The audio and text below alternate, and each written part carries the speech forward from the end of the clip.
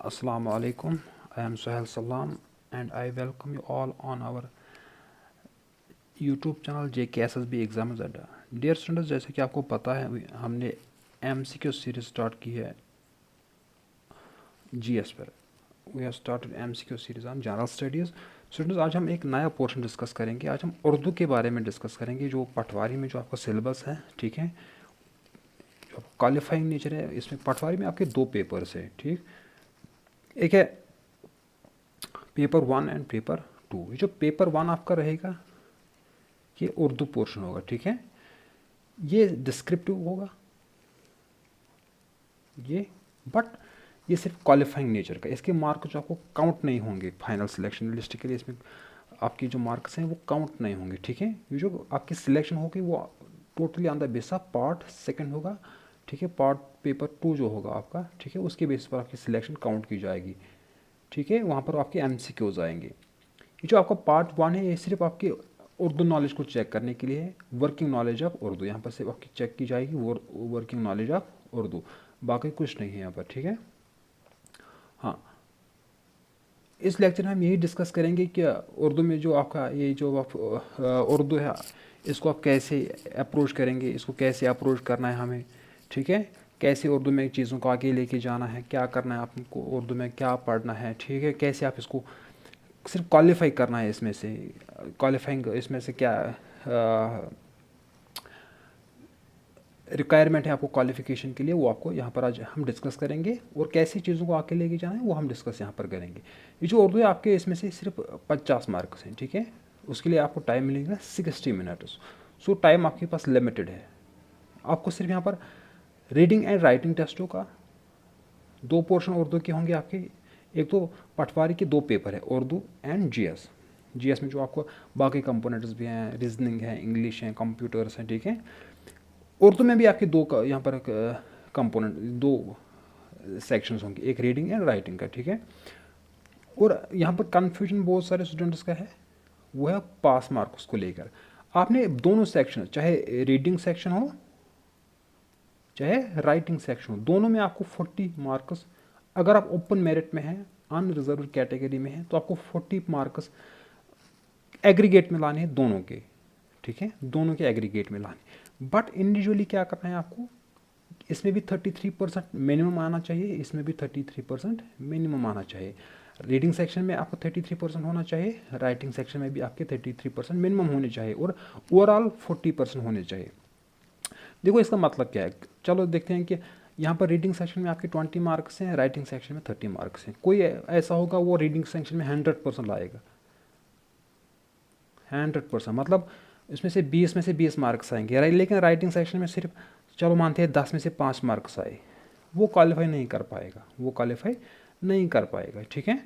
Students, वो तो 25 हो गए, वो 40% से ज़्यादा हो गए एग्रीगेट में, लेकिन फिर भी वो क्वालिफाई नहीं कर पाएगा, क्योंकि राइटिंग सेक्शन में भी उसको 33 मार्क्स लाने थे, मतलब 10 मार्क्स तो उसको लाने थे राइटिंग में, ठीक। हाँ,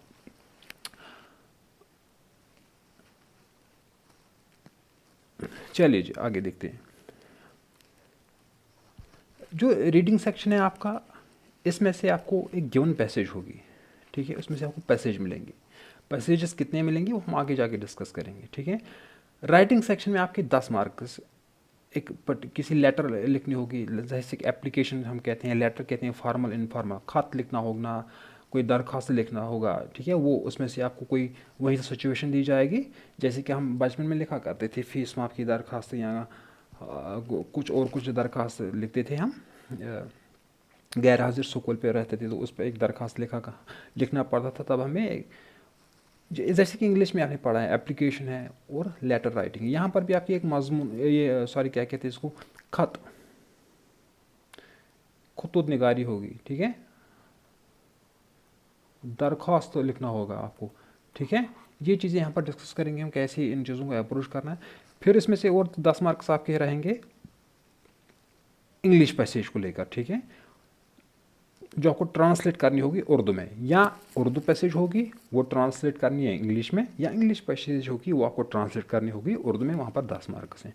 फिर एक ऐसे लिखना होगा आपको, कोई भी सोशल रेलिवेंस का टॉपिक हो, लाइक वुमेन्स एम्पावरमेंट, या ड्रग्स, जैसे बीमारियां, ठीक है, या डाउरी एट्सट्रा जिसको हम जहेज़ कहते हैं, वो बीमारियां, उनके ऊपर कोई ऐसे लिखना आपको होगा। इन तीनों को हम कल डिस्कस करेंगे, इन तीनों को अप्रोच कैसे करना है, एक या दो वीडियो में हम ये चीज़ें डिस्कस करेंगे। आज हम अपना फोकस रखेंगे पैसेज पर, इक्तिबास पर। इक्तिबास को कैसे अप्रोच करना है, कैसे क्वेश्चंस को हमें जो क्वेश्चंस दिए गए हैं उनको कैसे यहाँ पर आगे लेके जाना है, उनको कैसे अप्रोच करना है, पैसेज को कैसे करना है, ठीक है।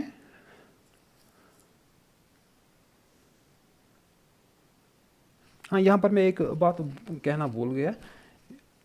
पहले हमने ओपन मेरिट की बात की। ओपन मेरिट में आपको एग्रीगेट में 40% आनी चाहिए दोनों सेक्शंस में, और इंडिविजुअली हर किसी सेक्शन में एट लिस्ट में कर रहा हूँ बात 33% आना बहुत ज़रूरी है। लेकिन ये जो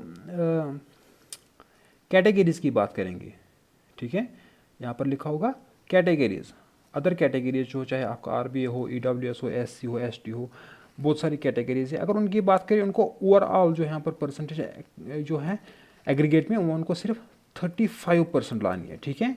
बट उनको भी हर किसी सेक्शन में इंडिविजुअली 33% लाना बहुत ज़रूरी है। एग्रीगेट में उनका 35% अगर होगा, दोनों में अगर एग्रीगेट में इनको 35% होगा तो वो एनफ है। ये ओपन मेरिट के लिए 40%। ये कंडीशन यहाँ पर अलग अलग है, लेकिन दूसरी कंडीशन सेम है। इनको भी इंडिविजुअल सेक्शन में 33% और यहाँ पर भी 33%, चाहे ओपन कैटेगरी हो या कोई रिजर्व कैटेगरी हो, ठीक है। हाँ, ये चीज़ का आपका खास ख्याल रखना है।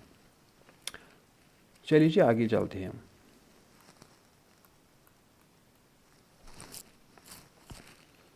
और आज हम डिस्कस करेंगे जो इसमें देखो, ऑलरेडी हमने क्या किया, यहाँ पर जो पार्ट सेकंड है सिलेबस का, ठीक है, पार्ट सेकंड जो है, पार्ट सेकंड जो है, इसमें हम जीएस के ऑलरेडी ये जो एमसीक्यू सीरीज चला रहे हैं जी। देखो, अभी तक आपने सिलेबस कवर होना चाहिए था, आपने अब तक कंप्लीट किया होना चाहिए, ठीक है।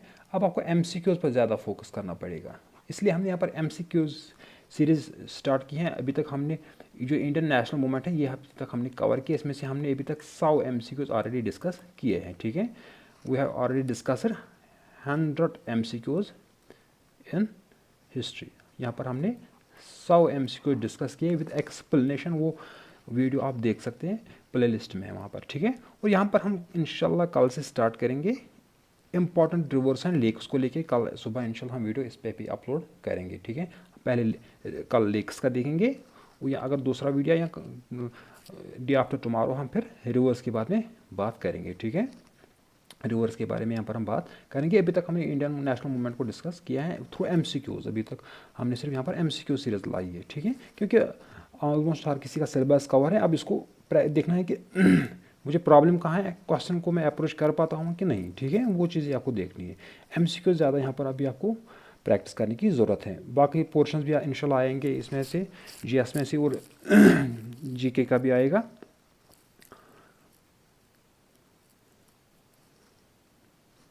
चलिए, हम यहाँ पर बात करेंगे इक्तिबास की। जो हमने अभी कहा यहाँ पर पैसेज, जो हमने पहला पोर्शन यहाँ पर उठाया है वो है पैसेज का। यहाँ पर लिखा है रीडिंग सेक्शन हम पहले उठाएंगे, ठीक है। यहाँ पर हम रीडिंग सेक्शन, यहाँ पर हम आज रीडिंग सेक्शन के बारे में डिस्कस करेंगे। पैसेज को कैसे हमने सॉल्व करना है, इसके क्वेश्चंस को दिए हुए सवालों को कैसे हमने जवाब ढूंढने हैं, ठीक है। क्या अप्रोच रहेगा यहाँ पर, कैसे पैसेज को सॉल्व करेंगे, ये चीज़ आज हम डिस्कस करेंगे। इसको अप्रोच कैसे करना है, ये चीज़ देखो। जो पैसेज के 20 मार्क्स है ना, ये इसमें सबसे ज़्यादा इजी है, लेकिन शर्त यह है कि आपको पैसेज को अप्रोच करना कैसा है वो पता होना चाहिए, ठीक है।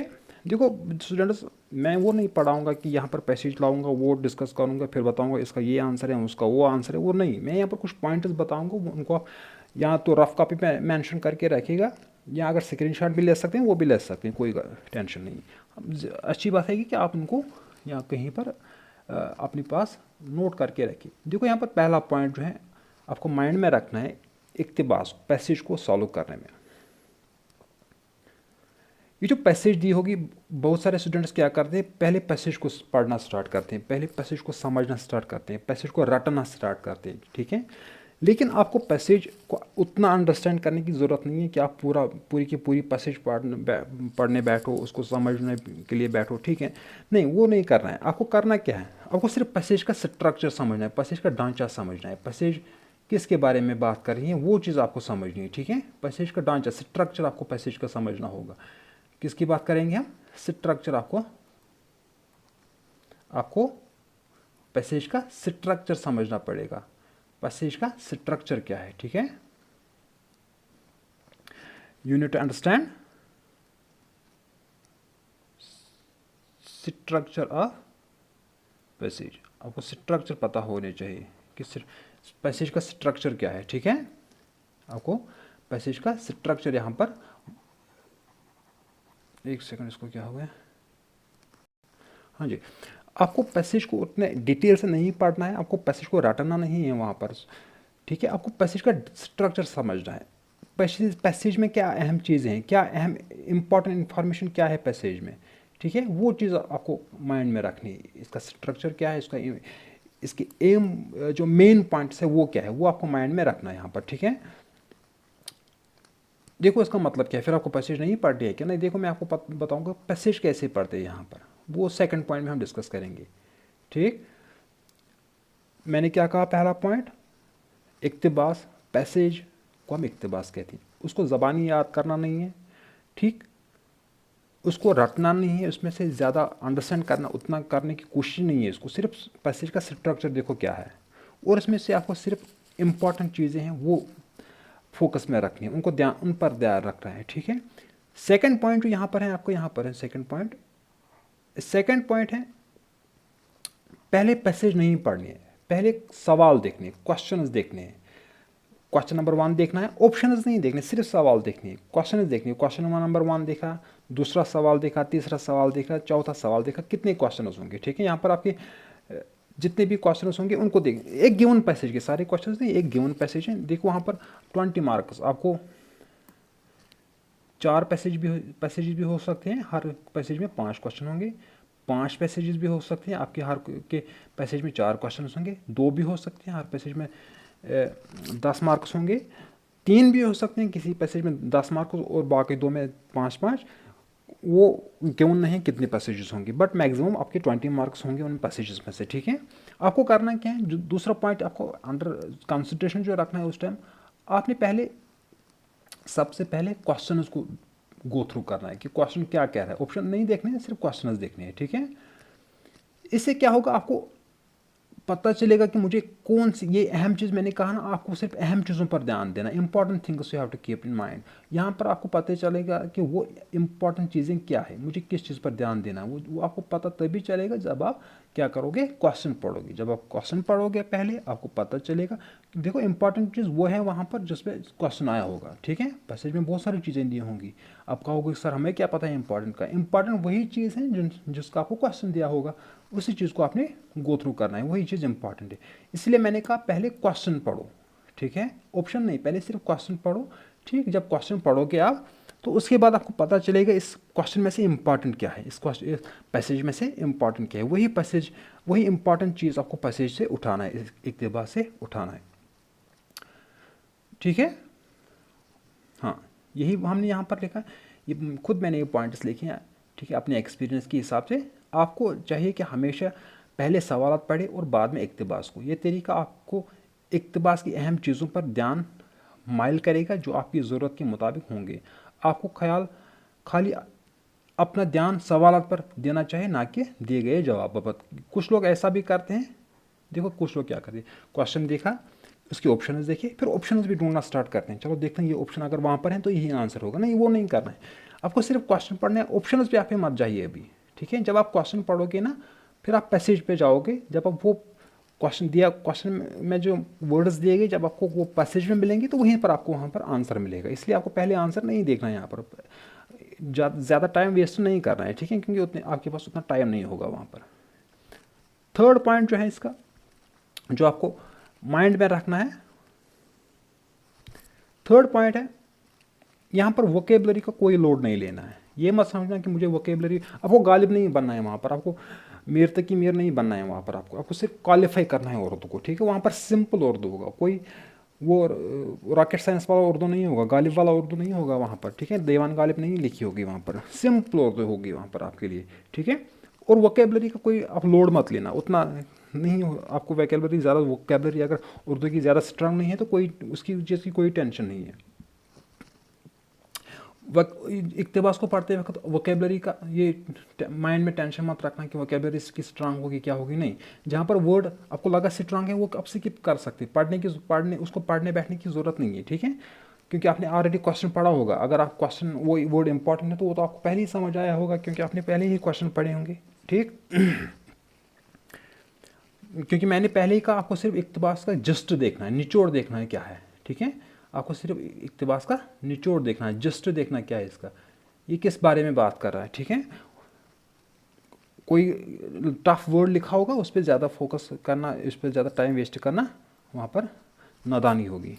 थर्ड पॉइंट हमने कहा कि इक्तबास को पढ़ते वक्त आपको वोकेबलरी का टेंशन नहीं लेना होगा। वोकेबलरी चाहे स्ट्रांग हो वीक हो, कोई टफ वर्ड आए उस पर टाइम नहीं करना है वेस्ट, आगे जाना है, ठीक है, आगे चलना है।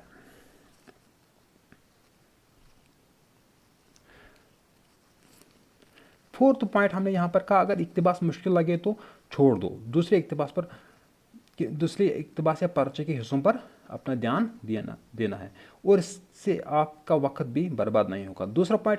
फोर्थ पॉइंट हमने क्या कहा, देखो चार, या मैंने पहले ही कहा 4 पैसेजेस हो सकती हैं, पाँच पैसेजेस हो सकती हैं, 3 पैसेजेस हो सकती हैं, 2 भी हो सकते हैं, ठीक है। अगर कोई पैसेज आपको लगी है कि फॉर एग्जांपल पहली पैसेज आपको लग रही है बहुत डिफिकल्ट है, उस पर टाइम वेस्ट नहीं करना है, आपको आगे जाना है, दूसरी पैसेज पर जाओ, ठीक है, तीसरी पैसेज पर जाओ, ठीक है, उसके बाद चौथी पैसेज पर जाओ।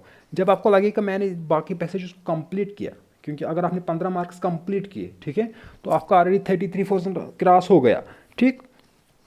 जो टफ पैसेज होगी उस पर टाइम वेस्ट करना यहाँ पर ज़रूरी नहीं है, ठीक है। और जब आप बाकी पैसेज को कंप्लीट करोगे तो तब उस टफ वाली पैसेज पर आना, ठीक है, आखिर में उसमें उस इक्तबास पर फिर से टाइम देना, अगर समझ आए तो ठीक है, अगर नहीं तो जितने क्वेश्चन समझ आएंगे उतने ही आप वहाँ पर मार्क करके आएंगे, ठीक है। मूविंग टू नेक्स्ट पॉइंट, यहाँ पर जो 5th पॉइंट है, जो नंबरिंग वहाँ पर है ना, नंबरिंग भी कोशिश करना है कि आप अगर कहीं पर नंबरिंग देनी होगी तो वो भी कोशिश करना कि उर्दू में ही लिखिए, ठीक है, इंग्लिश में वहाँ पर नंबरिंग मत लिखना, ठीक है। 5th पॉइंट जो लास्ट पॉइंट है, आपको जो कुछ इक्तबास में दिया गया होगा उसी से सवालात का जवाब ढूंढने होंगे, ठीक है। आपको जो कुछ इक्तबास में दिया गया होगा इसी में से सवालात के जवाब ढूंढने होंगे, ना कि बाहर का कुछ सोचना होगा।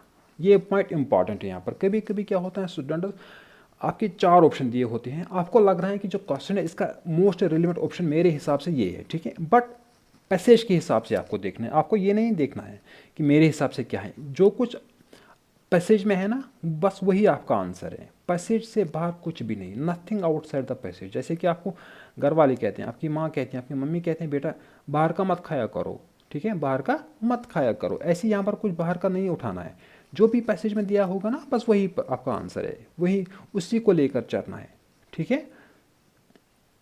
पैसेज से बाहर कुछ भी आंसर नहीं है। फॉर एग्जांपल अभी चलो मानते हैं कि एक टॉपिक पर दहेज, आपके हिसाब से दहेज का एक पॉइंट आपके माइंड में आ रहा है, ये इंपॉर्टेंट पॉइंट है दहेज का, वो ऑप्शन में दिया हुआ है, आप वो टिक कर बैठते, फिर जाके घर पे देखती है तो गलत हो गया है, इसमें क्या है, मैंने तो ठीक लिखा था, नहीं, आपको अपने हिसाब से नहीं देखना है पैसेज में, इक्तबास में आपको अपने हिसाब से नहीं देखना है, पैसेज के हिसाब से देखना है, इक्तबास में क्या लिखा है, you have to go through इक्तबास।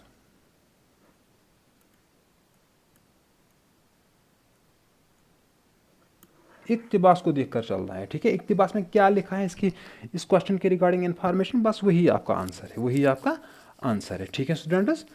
सो हमने कितने पॉइंट सीखे अभी तक, यहाँ तक मैं रिपीट करता हूँ अगेन। पहला पॉइंट हमने माइंड में क्या रखा है, इक्तबास को ज़बानी याद नहीं करना है वहाँ पर, ठीक है, इक्तबास में ज़्यादा दिमाग खर्च नहीं करना है, ठीक, अहम चीज़ों को देखना है, इंपॉर्टेंट चीज़ों को देखना है, इंपॉर्टेंट पॉइंट्स को देखना है, बस। हमें कैसे पता चलेगा क्या इंपॉर्टेंट पॉइंट्स कौन कौन है इसमें, क्योंकि उसके लिए हमें पहले इक्तबास नहीं पढ़ना है, उसके लिए हमें पहले क्वेश्चंस पढ़ने हैं। जब आप क्वेश्चन पढ़ोगे, क्वेश्चन पढ़कर आपको समझ आएगा कि मेरे लिए इंपॉर्टेंट क्या है पैसेज में, ठीक है। तो पहले क्वेश्चन पढ़ने हैं, फिर इक्तिबास पे जाना है, फिर पैसेज पे जाना है, ठीक है। हाँ, इक्तिबास पढ़ते वक्त, ये जो क्वेश्चन पढ़ते वक्त सिर्फ क्वेश्चन पढ़ना है, जवाब नहीं पढ़ने, ऑप्शंस नहीं पढ़ने हैं, ठीक है। वोकेबलरी का कोई लोड नहीं लेना है, ठीक है। वहाँ पर आपको गालिब नहीं बनना है, कोई डॉक्टर इकबाल नहीं बनना है। सिंपल वर्ड्स रखो, बस वही आपके काम आएंगे, ठीक। अगर कोई पैसेज आपको बहुत डिफ़िकल्ट लगे, बहुत मुश्किल लगे, तो उसको वहीं पर छोड़ो, उसको आखिर पे फिर सॉल्व करने की कोशिश करना, ठीक है। क्योंकि टाइम का बहुत खास ख्याल रखना है, वहाँ पर टाइम ज़्यादा नहीं है आपके पास वहाँ पर, ठीक है। और जो भी इक्तिबास में दिया गया होगा, पैसेज में दिया होगा, वो आपका आंसर है। इक्तिबास से बाहर कुछ भी नहीं उठाना है, अपना वहाँ पर कुछ नहीं ठोकना है इक्तिबास में, ठीक है। जो लिखा है वही आपका आंसर होगा। यहाँ पर हमने लास्ट ईयर पेपर लिया है, वो हम चेक करेंगे कि कैसे हमने इस चीज़ को अप्रोच करना है। देखो यहाँ पर स्टूडेंट्स पैसेज दी गई है, ठीक है। सवाल नंबर 1-10 के लिए हिदायत दी गई है कि इक्तिबास दिया गया है, उसका मुताला कीजिए और फिर उस पे दिए गए क्वेश्चन का सवालत का जवाब तहरीर कीजिए, ठीक है। वहाँ पर क्वेश्चन दिया हुआ है, ठीक है। वहाँ पर आपको क्वेश्चन दिया हुआ है, वहीं से क्वेश्चन, ये प्रीवियस ईयर पेपर है पटवारी का, ठीक है। यहाँ पर आपको क्वेश्चन दिया है, यहाँ पर देखिए, चमगादड़ रात को जागता है और दिन में क्या करता है। आपको पता चला चमगादड़ है, चमगादड़ के बारे में कहानी चल रही है ऊपर, इक्तिबास चमगादड़ के बारे में दिया गया और कह रहा है कि वो रात को जागता है और दिन को क्या करता होगा। चलो हम नेक्स्ट क्वेश्चन देखते हैं। हमने एक क्वेश्चन देखा, प्रैक्टिस के लिए मैं आपको बता रहा हूँ कि कैसे चीज़ों को एप्रोच करना है। चमगादड़ के जिस्म में, चमगादड़ की जिस्म के बारे में बात की गई है। चलो नेक्स्ट क्वेश्चन देखते हैं। इसी तरीके से मैंने ऑप्शन अभी देखे नहीं, यहाँ पर मैंने क्वेश्चन पढ़ा, ऑप्शन नहीं देखे, यहाँ पर मैंने क्वेश्चन पढ़ा, ऑप्शन नहीं देखे, ठीक है।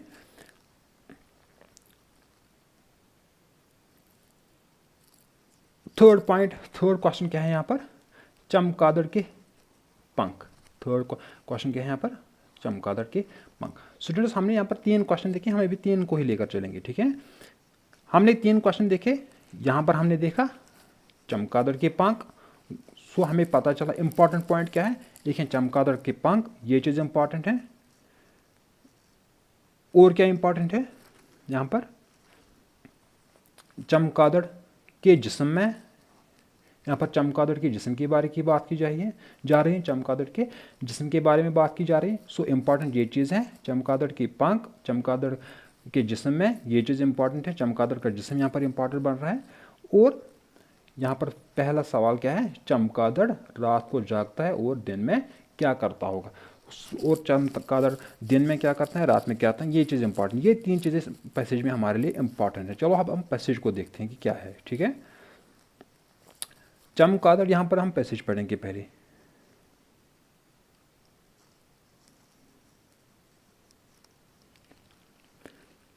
चमगादड़ हैवानों की दुनिया में अजीब तरीन जानवर हैं। दूध पिलाने वाले जानवरों में चमगादड़ ही एक ऐसा जानवर है जो हवा में उड़ता है। चमगादड़ गर्म, कि यहाँ पर इसकी मीनिंग आपको अभी समझने की ज़रूरत नहीं है, ठीक है ना, इसको ट्रांसलेट करने की भी ज़रूरत है। अभी आपको चलना है, देखना कि मैंने क्या पढ़ा है वहाँ पर, वो कहाँ से मिलेगा मुझे।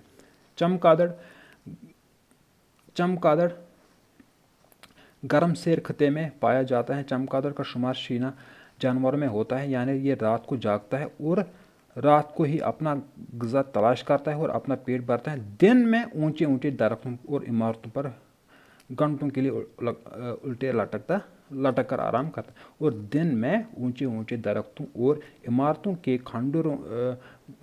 खंडरों में उल्टे लटक कर आराम करते हैं।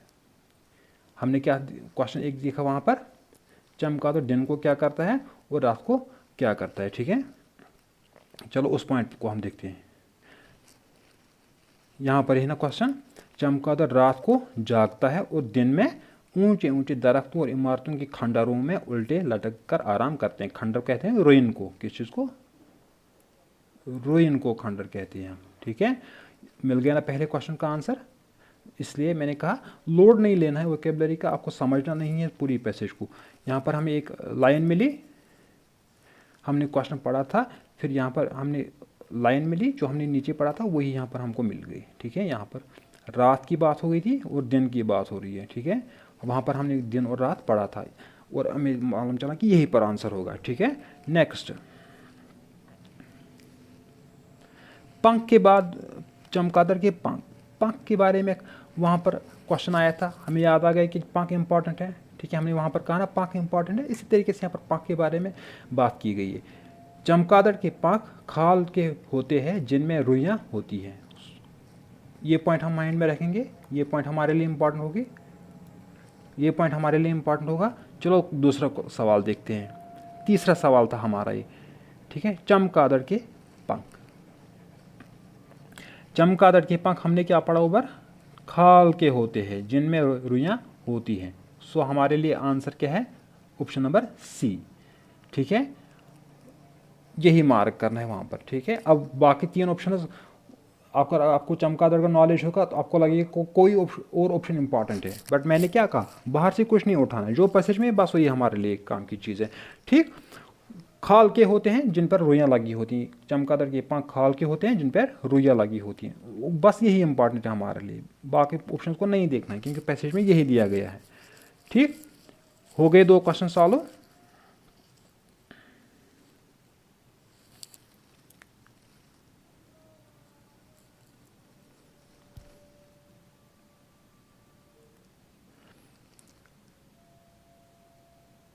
हाँ रुइयाँ ये हमने किया। अगले पैर के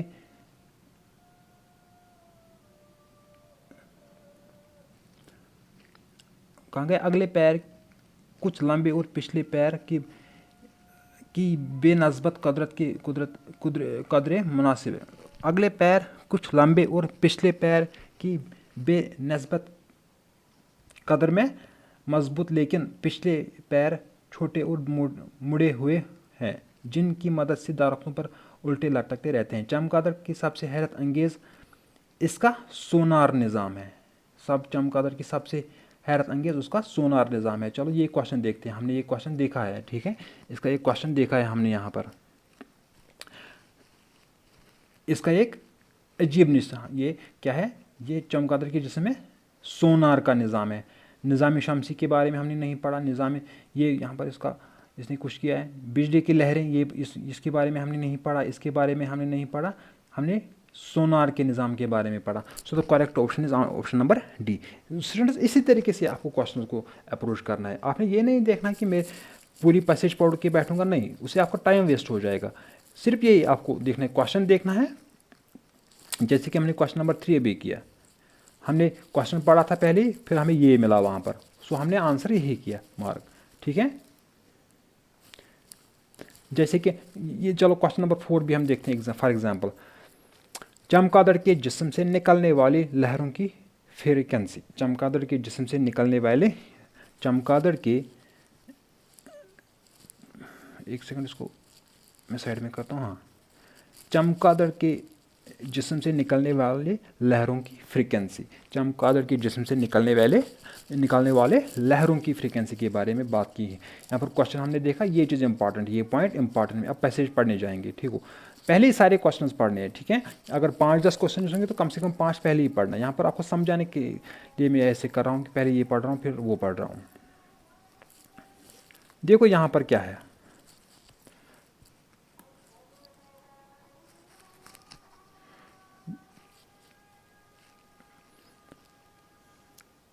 यहाँ पर कुछ आपको 1000 सेकंड फ्रीक्वेंसी इंसान में 1000 आ रहा है, कुछ ना कुछ आपको यहाँ पर समझ में आ रहा है। चमगादड़ आवाज़ की लहरों से मुशाबा लहरें खारिज करता है जिसकी फ्रीक्वेंसी 1,00,000 साइकिल फी सेकंड होती है। ये इंपॉर्टेंट बनता है स्टूडेंट्स हमारे लिए, ठीक है। वहाँ पर इसकी बात की गई, यहाँ पर 1,00,000 की बात की जा रही है। चलो हम देखते हैं।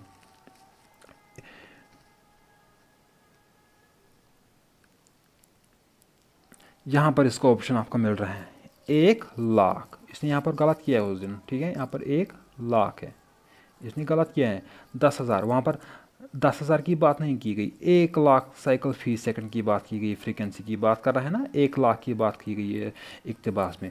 इसने यहाँ पर तब उस दिन गलत किया था, ये नहीं है, ये नहीं है, ठीक है स्टूडेंट्स। ये आपके लिए इम्पॉर्टेंट, यही चीज़ें इंपॉर्टेंट होती है। देखो यही चीज़ें इंपॉर्टेंट हैं यहाँ पर, यही चीज़ समझनी है आपको। यहाँ पर इसने उस दिन गलत किया, इसने 10,000 लिखा है, लेकिन हमने इक्तबास में भी पढ़ा 1,00,000। ठीक है। जो बाकी बात की गई थी 1,000 की 10,000 की, वो इंसानों के बारे में बात की गई थी वहाँ पर। हमने अभी पैसेज में देखा है ना, चमगादड़ के जिस्म से यहाँ पर चमगादड़ के जिस्म की बात की जा रही थी। इसीलिए मैंने कहा पहले आपको क्वेश्चंस पढ़ना है, क्योंकि जो क्वेश्चन है ना वही आपके लिए इंपॉर्टेंट इन्फॉर्मेशन है। बाकी जो पैसेज है ना वो आपके लिए इंपॉर्टेंट नहीं है, वो आपके लिए फजूल चीज़ें हैं। उसको पढ़कर टाइम वेस्ट नहीं करना है।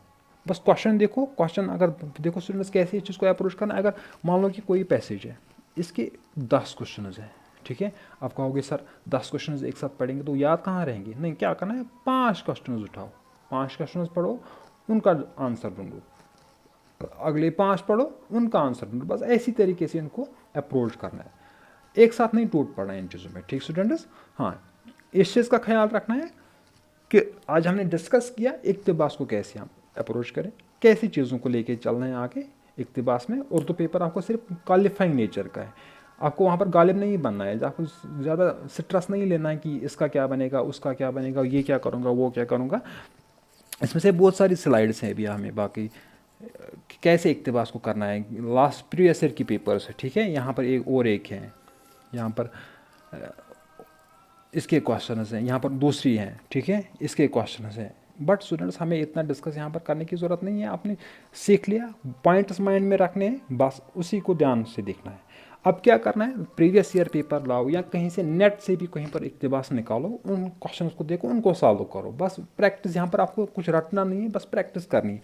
2 4 5 10 इक्तिबास हर डेली आप 2 इक्तिबास भी क्या करो, सॉल्व करो, ठीक है। वहाँ फिर वही चीज़ आपको हेल्प करेगी, क्योंकि आप जब प्रैक्टिस में कैसे मैन परफेक्ट, जितनी आप प्रैक्टिस करोगे इस चीज़ को, जितनी आप जितने बार इसको करोगे उतना वहाँ पर आसान होगा आपको ये करना, ठीक है। यहाँ पर वहाँ पर आसानी होगी इसी चीज़ से आपकी आसानी वहाँ पर होगी कि इस चीज़ को कैसे सॉल्व करना है, ठीक है। प्रैक्टिस करो इस चीज़ की, कहीं से 10वीं का या 9वीं का गाइड लाओ, होता है ना गाइड उर्दू का, वहाँ से आप चीज़ें देखो, वहाँ प्रैक्टिस करो आप, बस वही चीज़ आपके काम आने वाली है। यहाँ पर मैं आपको एक के बाद 5-10 लाऊंगा, वो पढ़ाऊंगा, उसमें से क्वेश्चन निकालूंगा, फिर आप देखोगे उससे आपकी हेल्प नहीं होगी। बस मेरे जो लेक्चर को जो इंपॉर्टेंट करेक्ट था, मैंने जो पॉइंट्स 5 बताए, बस वही पॉइंट्स 5 आपको माइंड में रखने हैं, ठीक है। उनको मेंशन करके रखो, 2-3 बार गो थ्रू करो, बस पढ़ लो, माइंड में रखना है बस। फिर आगे जाके वही उसी तरीके से आपको इक्तिबास सॉल्व करना होगा, ठीक है। अगर आप पढ़ने बैठोगे तो वहाँ पर आपको नुकसान नहीं होगा, वो आपको फ़ायदा नहीं देगा, क्योंकि इसमें टाइम कम है, वो चीज़ आपको अंडर कंसिडरेशन रखनी है। सो आज के लिए इतना ही रखते हैं। जो मैंने पॉइंट्स दिए वो मैं फिर से रिपीट करूँगा एक बार, ठीक है।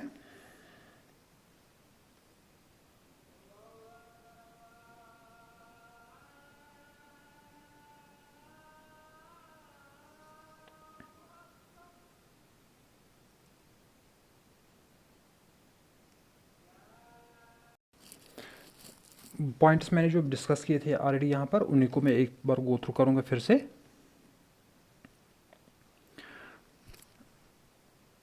पहला पॉइंट क्या पढ़ा हमने? पहला पॉइंट हमने पढ़ा इक्तिबास को ज़बानी याद नहीं करना है, बस वहाँ पर क्या देखना है। पहला पॉइंट हमने पढ़ा इक्तिबास को ज़बानी याद न करे, इक्तिबास को ज़बानी याद नहीं करना है। दूसरा पॉइंट क्या पढ़ा हमने क्या कहा, इक्तिबास को ज़बानी याद नहीं करना है, ठीक है। हमें क्या करना है, सिर्फ इंपॉर्टेंट चीज़ें देखिए। हमने क्या देखनी है, सिर्फ इंपॉर्टेंट चीज़ें क्या, काम की चीज़ें देखनी है। हमें कैसे पता चलेगा कि इसमें काम की चीज़ें क्या हैं, इंपॉर्टेंट चीज़ें क्या हैं? हमने इसके लिए पहले सवालात को पढ़ना है, सवालात को पढ़ना है, ठीक है। सिर्फ सवाल पढ़ने हैं, उनके ऑप्शंस दिए गए ऑप्शंस पर फोकस नहीं करना है, ठीक है। थर्ड क्या करना है कि आपको वोकेबलरी का टेंशन नहीं लेना है, वहाँ पर उस चीज़ का आपको कोई लोड नहीं लेना है। इंपॉर्टेंट चीज़ और एक है यहाँ पर, आपको थर्ड पॉइंट क्या कहा था हमने, हाँ वोकेबलरी की बात हमने की, वोकेबलरी का कोई लोड नहीं लेना, वो आपके लिए इंपॉर्टेंट नहीं है। हाँ फोर्थ पॉइंट, इंपॉर्टेंट पॉइंट जो हमने कहा था यहाँ पर, ये जो इक्तिबास में आपका अगर लगे इक्तिबास है ये मुश्किल है, टफ है, तो आपको वहीं पर उसको छोड़ना है, आगे बढ़ना है, ठीक है। उसको लास्ट पर सॉल्व करो फिर। और लास्ट इंपॉर्टेंट पॉइंट जो हमने कहा, जो आपका क्वेश्चन होगा उसका आंसर इक्तिबास में, आउटसाइड इक्तिबास से बाहर कुछ भी नहीं है, बाहर का खाना माना है, ठीक है। चलिए जी, आज के लिए इतना ही रखते हैं। इंशाल्लाह हम कल इसका जो अगला नेक्स्ट पार्ट होगा, ठीक है, वो किसके बारे में होगा, वो आपके लेटर राइटिंग। मैं कोशिश करूँगा कि एक लेक्चर में, ठीक है, क्योंकि अब इस पर ये उतना इंपॉर्टेंट भी नहीं है कि आप 5-10 लेक्चर इस पर अपलोड करेंगे, वो नॉनसेंस होगा, ठीक है, वो ज़्यादा इंपॉर्टेंट नहीं है। दूसरा लेक्चर या तीसरा 2 या 3 लेक्चर इसमें हम कंप्लीट करेंगे। हम यहाँ पर सिर्फ बताएंगे कि देखो लेटर राइटिंग है ना, लेटर राइटिंग का क्या है ये मैं कल बताऊँगा कि ये इस पर क्या करना है, कैसे इस चीज़ को अप्रोच करना है, पैसेज को कैसे अप्रोच करना है, और ऐसे को क्या, ऐसे में से आपको क्या इंपॉर्टेंट चीज़ें आपको अंडर कंसिडरेशन रखनी है। ऐसे ए भी आज से ही प्रिपेयर नहीं करने, मैं बताऊँगा कैसे ऐसे को प्रिपेयर करना है आपको, ठीक है। सो आज के लिए इतना ही रखते हैं। अगर आपने इस वीडियो को आगे अपने दोस्तों के साथ शेयर करिए, इस वीडियो को ज़्यादा से ज़्यादा लाइक करिए, अपने दोस्तों के साथ शेयर करिए, ठीक है। सो आज के लिए इतना ही रखते हैं, कल आपसे फिर से मुलाकात होगी। टिल देन बाय बाय, अल्लाह हाफिज़।